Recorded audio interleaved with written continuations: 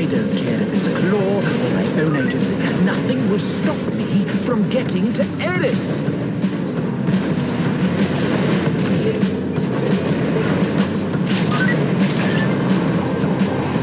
Hello, agents. It's SilentSigns from I Dream of Indie, and today we are taking a look at Agent Intercept, a spy espionage-themed action-adventure game where you take control of a super cool vehicle called the Scepter. The Scepter can quite literally do it all. Land, air, water, nothing stops this vehicle. It can transform at the drop of a hat. Driving the Scepter, you have only one mission, and that is to stop the crime organization called Claw. Surely, I can't be the only one that pictures a hand stroking a cat shrouded in mystery, but this is not Inspector Gadget's Claw. Agent Intercept opens up with a really simple tutorial that tells you everything you need to know to play the game. Essentially, you drive automatically. You don't need to push a button to go. What you do need to push a button for, however, is to use your boost. And if you're anything like me, you will want to be boosting almost all of the time. Using this boost feature also allows you to power drift around corners, which you will find very helpful. You do have a meter, which tells you how much boost you have left in the tank, which does replenish over time if you're not using it, or you can collect items along the way to replenish the meter. Now that the word boost has officially lost all meaning to me, let's talk about the other items you can collect using the Scepter.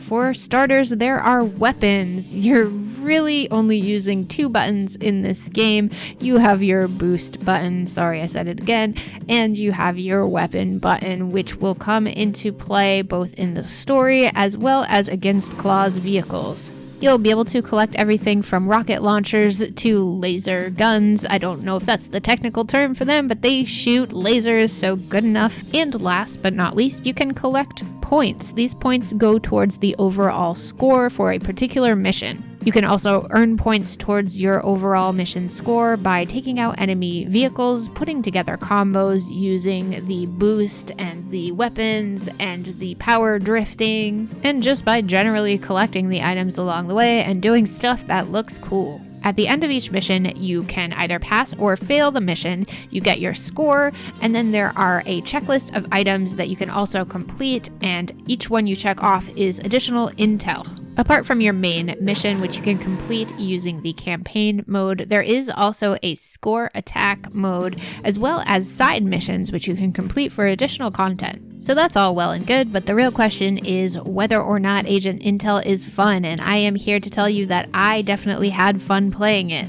To me, the controls felt almost like a kart racing game, and I found myself holding down the boost button more often than not just because I enjoyed going fast, but also because it felt like I needed to push it in order for the vehicle to go, even though I knew that wasn't the case. But alas, old habits die hard, and at the very least, it didn't seem to negatively impact me in any way. Plus, it was super helpful around those tight corners because it did help you do your power drifting.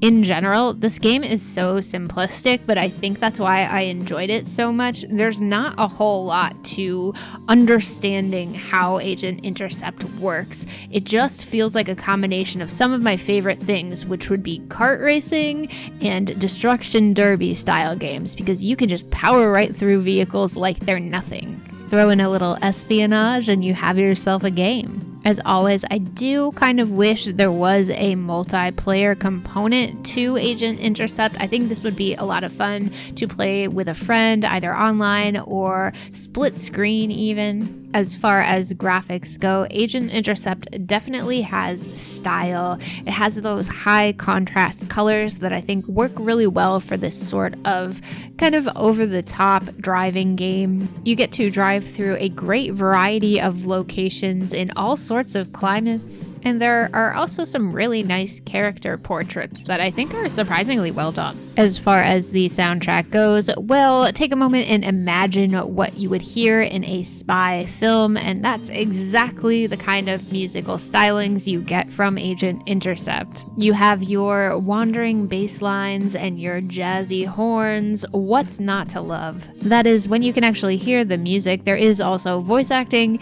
as well as lots of loud explosions and shooting and laser beams happening at the same time. So there is kind of a lot going on at once. You can of course adjust the levels of everything in the options menu. As a whole, I think Agent Intercept looks and sounds great, very on brand with the espionage material. I will say I didn't necessarily find this game particularly challenging as far as completing the missions and even the side missions. But even after you complete everything, you do have yourself to play against with the score attack mode, so there's always some replayability there. It's also pretty much guaranteed fun to drive a cool car and blow stuff up along the way, so can't complain.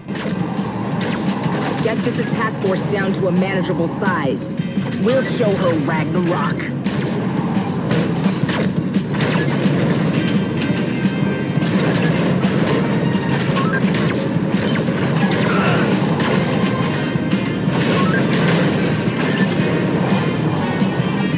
So what do you think? Will you be racing through Agent Intercept? Let me know in the comments down below. Before I go, I just want to thank our indie warriors, Mitchell Hall, Kevilo, Bunny, Bill Tikaz, Christian Cruz, Strict9, Rosie Syntax, Chris Jackson, Nathan Moore, Peach, Adriana Amato, CJR, Jesse, Falco Lombardi, Seacoil, and Skepticism. Thank you all so much for your support, and thank you for watching this video. If you haven't already, don't forget to hit the subscribe button down below so you don't miss any reviews or previews, and check out that description box for a bunch of other ways to support the channel. Thank you again for watching, and I'll see you next time. Law is everywhere. We need the scepter down every path. Time is running out.